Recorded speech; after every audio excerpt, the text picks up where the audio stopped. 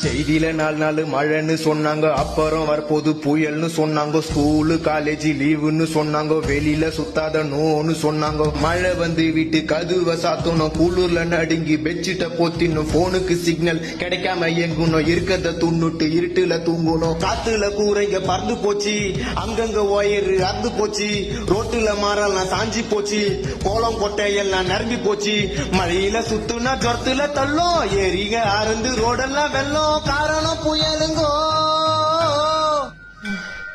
தாறுமாறா தத்தளிக்கும் சென்னைங்கோ, பெருமையா சொன்னீங்கோ, வீட்டுக்குள்ள தண்ணிங்கோ. தாறுமாறா தத்தளிக்கும் சென்னைங்கோ, பெருமையா சொன்னீங்கோ, வீட்டுக்குள்ள தண்ணிங்கோ.